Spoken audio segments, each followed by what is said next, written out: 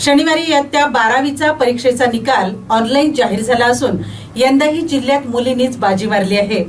यवतमाळ येथील Jagdamba junior science कॉलेजची विद्यार्थिनी किमया शीतल वातिले हिने 600 पैकी 600 गुण प्राप्त करीत 100% गुण घेत महाराष्ट्रातून प्रथम मेरिटली आहे। त्यामुळे यवतमाळमध्ये किमयाचे सर्वत्र कौतुक होत आहे। महाराष्ट्र राज्य माध्यमिक व उच्च माध्यमिक शिक्षण मंडळाचा निकाल जाहीर झाला। यामध्ये जिल्ह्याचा निकाल 87.75% लागला असून यामध्ये स्थानिक जगदंबा ज्युनियर सायन्स कॉलेजची विद्यार्थिनी किमया शीतल वातिले हिने 600 पैकी 600 गुण प्राप्त करीत 100% गुण मिळवीत महाराष्ट्रातून प्रथम मेरिटमध्ये अव्वल स्थान तिने पटकाविले आहे। त्यामुळे किमयाचे सर्वत्र कौतुक होत आहे। समोर चालून मला इंजिनियर व्हायचे आहे, यश प्राप्त करायचे असेल तर पहिल्या दिवसापासून परिश्रम घ्यावे लागेल। तसेच सोशल मीडिया, मोबाईल यापासून दूर राहणे आवश्यक आहे। जिद्द आणि चिकाटी असेल तरच यश नक्की प्राप्त होईल। या सर्व यशामागे आजोबा अजबराव, वडील शीतल वातिले, आई ज्योती वातिले तसेच शिक्षकांचा या मिळालेल्या यशामध्ये फार मोठा वाटा आहे। यांच्या मार्गदर्शनामुळे आज मी यश प्राप्त केले आहे, अशी प्रतिक्रिया किमया वातिले या विद्यार्थिनीने व्यक्त केली। माझे आई बाबाचे आणि जितके टीचर्स ज्यांनी मला सपोर्ट केला आणि मला डेडिकेटेडली टाइम दिला, त्यांचा पर्सनल वेळ, त्याच्यामुळेच हे सगळं शक्य झालं आहे। विदाउट दिस मला नाही वाटत मी स्वतः करू शकली। या माझा रिझल्ट फक्त माझा आहे, पण याच्या मागे बाकी बऱ्याच जणांचा सपोर्ट आहे। तुला समोर चालून काय करायचं? समोर चालून मी सध्या इंजिनिअरिंग करणार आहे आणि त्याच्यानंतर मला स्टार्टअप नाही तर स्वतःचं कॉर्पोरेट जॉब करायला आवडेल।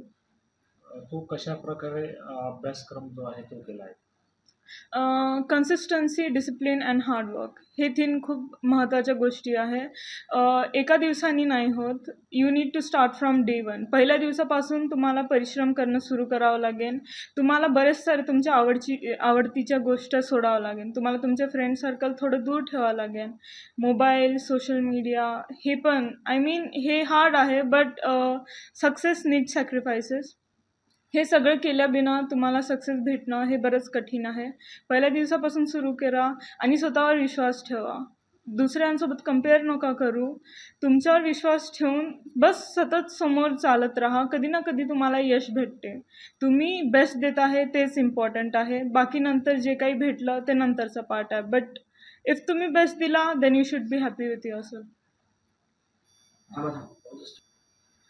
पर्सनली मी याच्यावर फोकस केलं की स्टेट बोर्ड आहे तर बुक्सच्या बाहेर काहीच नाही आहे। स्टेट बुक जे तुमच्याकडे बुक्स आहे तेच तुमच्यासाठी सगळं आहे। हर एक लाईनच्या मधातूनच तुम्हाला क्वेश्चन्स येईल आणि पास्ट इयर प्रिव्हियस जितकेही पेपर्स आहेत प्लीज त्यांचं गो थ्रू करा।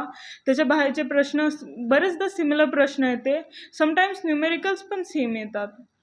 आणि स्वतःचे शॉर्ट नोट्स बनवा, फॉर्म्युला लिस्ट बनवा।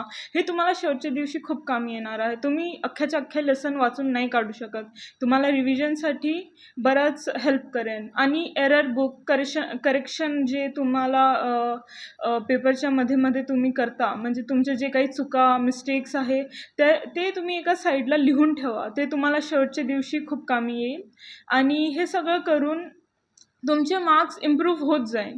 आणि पेपर्स देत राहा आणि पेपर्स दिल्यानंतर प्लीज तुमच्या टीचर्स थ्रू तुम्ही त्याच्यात गो थ्रू करा की कुठे माझं कमी पडत आहे। कधी कधी आपल्याला वाटते की आपलं सगळं बरोबर आहे, पण 1-2 पॉईंटमुळे आपलं आउट ऑफ नाही तर 5 पैकी 4.5 मार्क भेटते। हे आपल्याला टीचर्सला माहीत आहे, ते इव्हॅल्युएट करतात, तर त्यांच्या गायडन्सनी आपल्याला अजून चांगलं पेपर लिहिता येईल।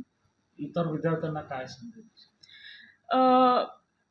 त्याच्यासाठी प्लीज तुम्ही तुमच्यावर भरोसा ठेवा आणि if possible physically doubt solve करायचा प्रयत्न करा। बरेचदा असं होते की आपण ऑनलाईन जातो तर त्यामुळे आपल्याला जेवढा डाऊट आहे आपल्याला तेवढंच क्लिअर होते, नाही तर ते पूर्णच द्यायचा प्रयत्न करते, पण आपलं कधी ना कधी समजण्यात थोडंफार चुकी नाही तर कमी समजतं.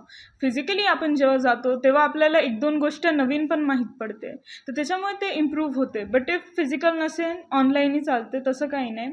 आणि प्लीज पेपर्स द्या. पेपर्सला खूप लाईटली घेतात. पास्ट इयर पेपर्सच सगळं आहे. इवन इफ तुमचे लेसन्स नसेल कवर झाले, गो थ्रू क्वेश्चन्स वाचा आणि मग त्याच्यानंतर लेसनवर जा की तुम्हाला कोणते ॲन्सर, मग ॲटलिस्ट तुम्हाला हे तर माहीत पडते की कोणते क्वेश्चन रिपीट होत आहे, तर तुम्ही त्याच्यावरच फोकस करू शकता. वेटेज पहा, ज्या लेसनला जास्त वेटेज आहे ते आधी अटेम्प्ट करा आणि कमी वेटेजला साईड प्रायोरिटी ठेवा.